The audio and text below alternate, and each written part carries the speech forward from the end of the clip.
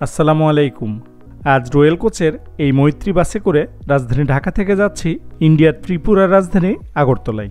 ভিডিওর মাধ্যমে আপনাদের সাথে শেয়ার করব ঢাকা আগরতলা সরাসরি এই বাস সার্ভিসের ভ্রমণ অভিজ্ঞতা। এরই সাথে জানাবো এই বাসের টিকিট প্রাইস, কোথা থেকে টিকিট সংগ্রহ করতে হয় সব কিছুর বিস্তারিত, এবং আরও জানাবো আগরতলায় থাকা খাওয়া সব কিছুর বিস্তারিত। তো চলুন ঢাকা থেকে আগরতলা সম্পূর্ণ এই বাস ভ্রমণটি উপভোগ করি এবং আগরতলায় গিয়ে ঘুরে দেখি আগরতলার রাতের সৌন্দর্য।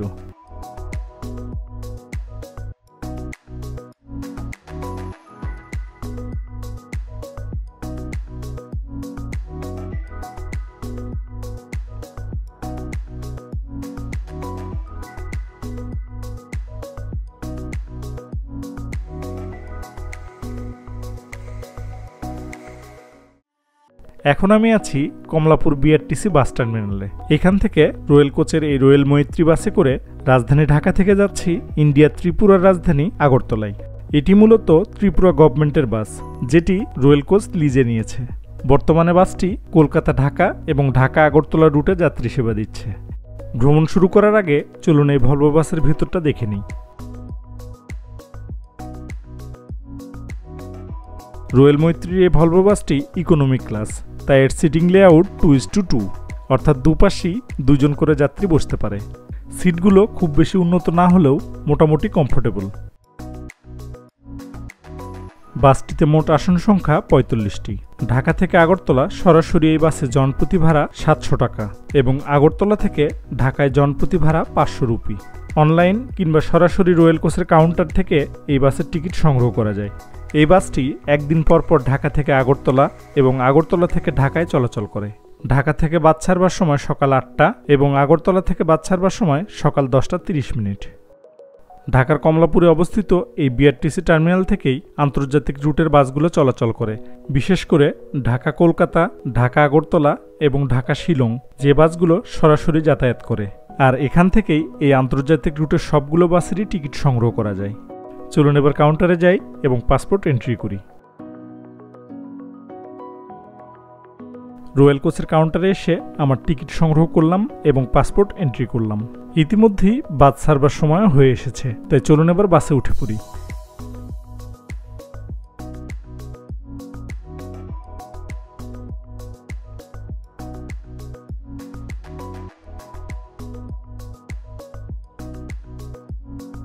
এই বাসে আজ আমার সিট নাম্বার A3।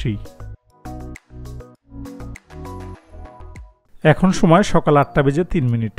রাজধানীর কমলাপুর বিআরটিসি টার্মিনাল থেকে আমাদের বাস চলতে শুরু করলো আগরতলার উদ্দেশ্যে।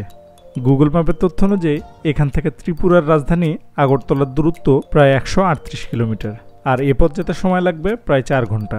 তবে দুদেশের কাস্টমস এবং ইমিগ্রেশনের জন্য আরও কিছুটা সময় বেশি লাগবে। দেখা যাক আগরতলায় পৌঁছাতে আমাদের কত সময় লাগে। আমাদের এই বাসটি যাবে ঢাকা থেকে নরসিংদী, ভৈরব, তারপর ব্রাহ্মণবাড়িয়া, আখাউড়া দিয়ে প্রবেশ করবে আগরতলায়।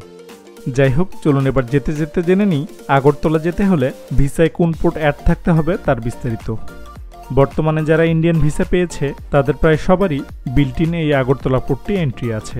যদি কারো ভিসায় এই পোর্টটি না থাকে, সে চাইলে এডিশনাল পোর্ট অ্যাড করে নিতে পারে। এডিশনাল পোর্ট কিভাবে অ্যাড করতে হয় আমাদের মৈত্রী এক্সপ্রেস ট্রেনে ঢাকা টু শিলিগুড়ি যাবার ভ্রমণ ভিডিওতে বিস্তারিত আলোচনা করা হয়েছে। ডিসক্রিপশনে ওই ভিডিওর লিঙ্কটি দেওয়া আছে, প্রয়োজনে দেখে আসতে পারেন। আর ভিসা অ্যাপ্লিকেশন কিভাবে করতে হয় তার বিস্তারিত আলোচনা করা হয়েছে আমাদের ঢাকা কলকাতার ভিডিওতে। ওই ভিডিওটিরও লিঙ্ক ডিসক্রিপশনে দেওয়া আছে, প্রয়োজনে দেখে আসতে পারেন। যাই হোক, চলুন এবার আর কথা না বাড়িয়ে ভ্রমণটা উপভোগ করি।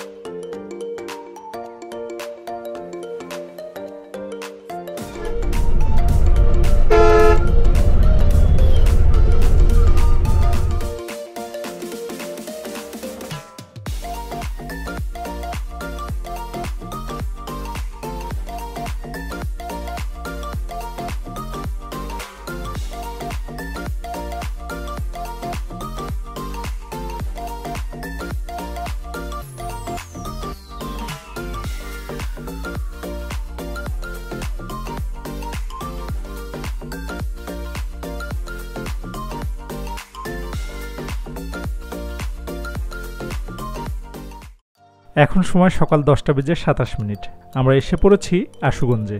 এখানে আমাদের হোটেল উজেন ভাটিতে 20 মিনিটের যাত্রা বিরতি দিয়েছে। চলুন রেস্টুরেন্টের ভিতরে যাই।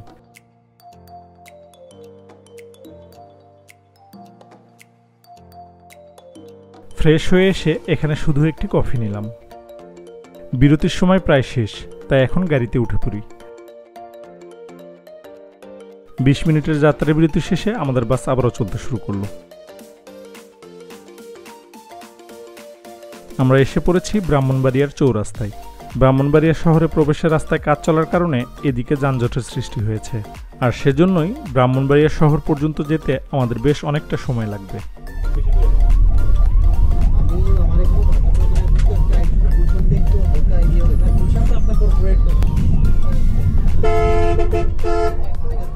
প্রায় 1 ঘন্টা 30 মিনিটের যানজট পেরিয়ে আমাদের বাস এখন মোটামুটি স্বাভাবিকভাবে সামনে এগোচ্ছে। আশা করি আর অল্প কিছুক্ষণের মাঝেই আমরা আখাউড়াতে পৌঁছাতে পারবো।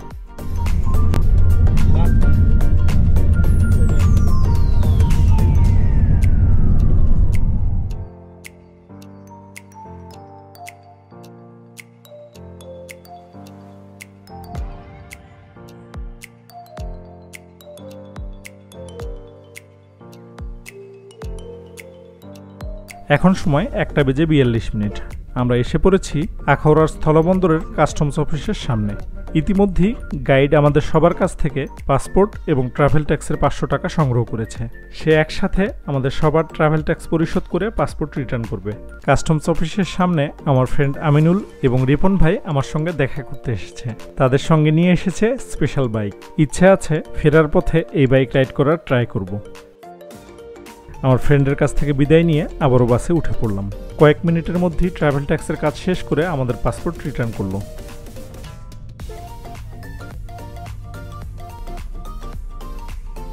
কিছুটা সামনে এসে আমাদের বাস দাঁড়ালো ইমিগ্রেশন অফিসের সামনে। এবার এখানে বাস থেকে নেমে সবার ইমিগ্রেশন সম্পূর্ণ করতে হবে। বাসের সব যাত্রীর ইমিগ্রেশন একসাথে এক লাইনে হবে। যাই হোক, এবার বাংলাদেশ সাইডের ইমিগ্রেশনে ঢুকছি।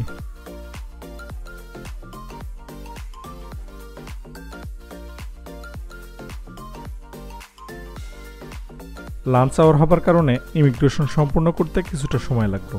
ইমিগ্রেশন সম্পূর্ণ করে এবার আবার বাসে উঠছি। আমাদের বাস এখনই ইন্ডিয়ায় প্রবেশ করবে।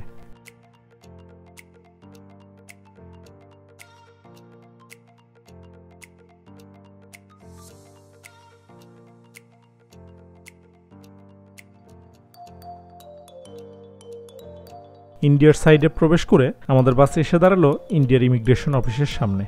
বাস থেকে নেমে এবার ইন্ডিয়ার সাইডের ইমিগ্রেশন সম্পূর্ণ করতে হবে। এ পাশেও বাসের যাত্রীদের জন্য আলাদা লাইনের ব্যবস্থা রয়েছে। দুপাশের ইমিগ্রেশন সম্পূর্ণ করে সকল যাত্রী বাসে উঠে পড়েছে, আর আমাদের বাস চলতে শুরু করলো আগরতলা শহরের দিকে। Travel tax, immigration, security check সবকিছু মিলিয়ে আমাদের এখানে প্রায় 1 ঘন্টা 30 মিনিটের মতো সময় লাগলো। তবে লাঞ্চ আওয়ার না হলে হয়তো সময় কিছুটা কম লাগতো। যাই হোক, এখান থেকে বাস টার্মিনালের দূরত্ব খুব কম। আশা করছি কয়েক মিনিটের মাঝেই আমরা বাস থেকে নামতে পারবো।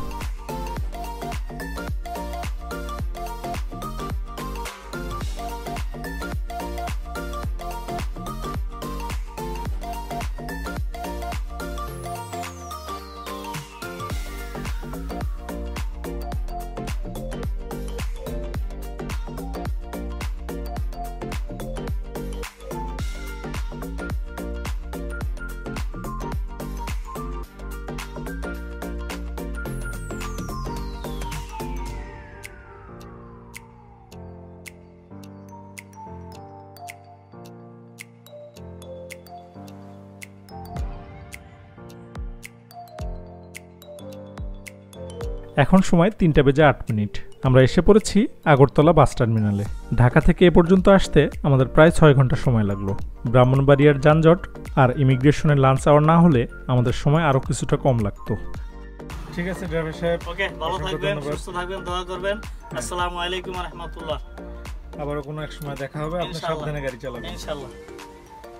ঠিক আছে গাইড সাহেব, দেখা হবে।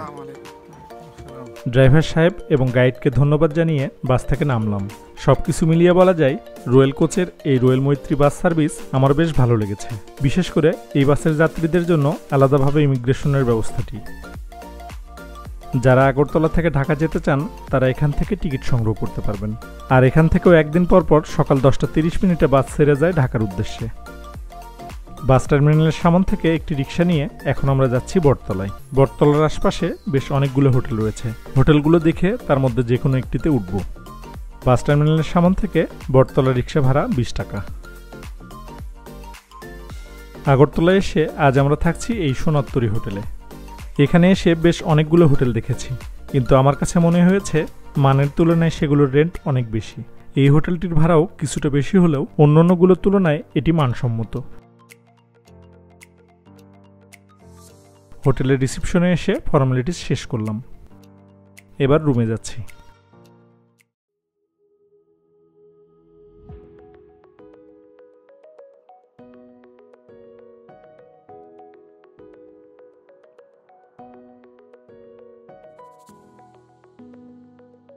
আজ আমরা থাকছি এই E204 রুমে। আমি এবং শাকিল ভাই আমরা দুজন থাকছি এই রুমে। এই রুমটির পার নাইট ভাড়া 5000 রুপি, তবে আমাদেরকে ডিসকাউন্ট করে 3200 রুপিতে করে দিয়েছে। সাথে রয়েছে কমপ্লিমেন্টারি বুফে ব্রেকফাস্ট। আগরতলাতে এই হোটেলটি স্টার মানের।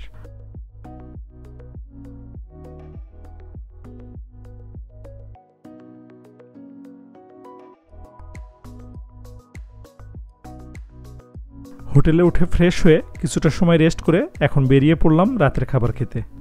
বটতলা থেকে রিক্সা করে যাচ্ছি শঙ্কর রেস্টুরেন্টে। শঙ্কর রেস্টুরেন্টে বাঙালি খাবার পাওয়া যায়।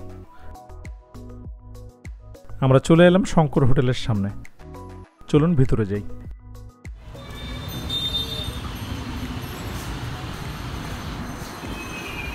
এখানে সবগুলো খাবারের নাম এবং দাম দেয়া আছে, যদিও এখানে খাবারের দাম কলকাতার তুলনায় অনেক বেশি। খাওয়া দাওয়া সেরে এখন ফিরে যাচ্ছি হোটেলে। খাওয়া দাওয়া সেরে হোটেলে আসতেই অনুপম ফোন করলো সে হোটেলের নিচে আসছে আমাকে নিয়ে রাতের আগরতলা ঘুরে দেখাতে। অনুপম আগরতলারই ছেলে, তার পরিচয় পরে দিচ্ছি। চলুন এখন নিচে যাই।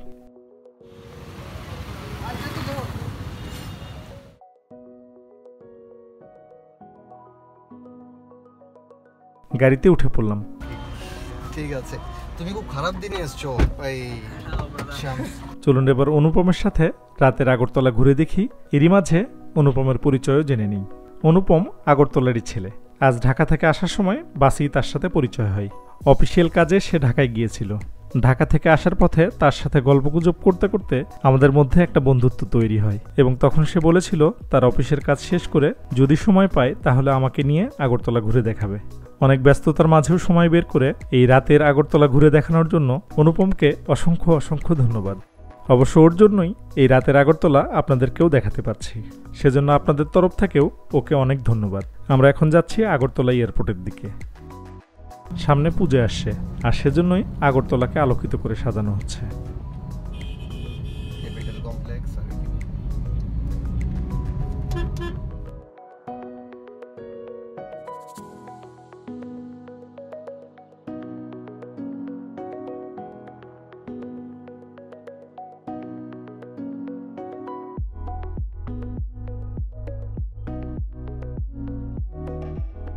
এয়ারপোর্টে এসে ইউটার্ন নিয়ে এখন আমরা ফিরে যাচ্ছি।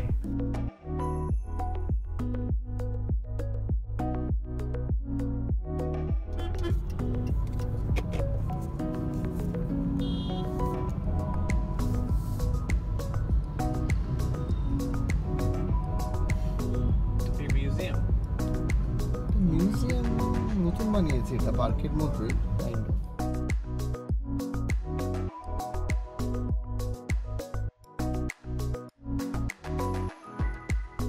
হোটেলে ফেরার আগে আমরা এখানে দাঁড়ালাম কোল্ড ড্রিঙ্কস নেওয়ার জন্য।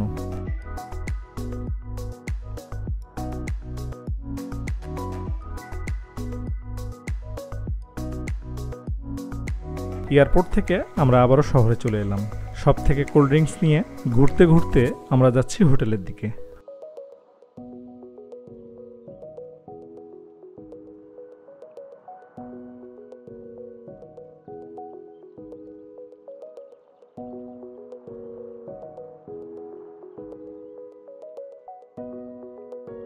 গল্পগুজব আর আড্ডার সাথে রাতের আগরতলা শহর ঘুরে দেখলাম। এখন চলে এসেছি হোটেলের সামনে। আই হোপ ঢাকায় দেখা হবে। হ্যাঁ, থ্যাংক ইনশাআল্লাহ ইউ, দেখা অল দ্য বেস্ট যেটাতে করছো থ্যাংক তুমি। You. No problem, no problem, nice meeting you. ঠিক আছে, চলো। অনুপমের কাছ থেকে বিদায় নিয়ে রুমে ফিরে যাচ্ছি, আর এবার সময় হলো আপনাদের কাছ থেকেও বিদায় নেবার। সবাই ভালো থাকবেন, সুস্থ থাকবেন এই আশা রেখে এবং পরবর্তী ভিডিও দেখার আমন্ত্রণ জানিয়ে আজকের মতো এখানেই বিদায়। আল্লাহ হাফেজ।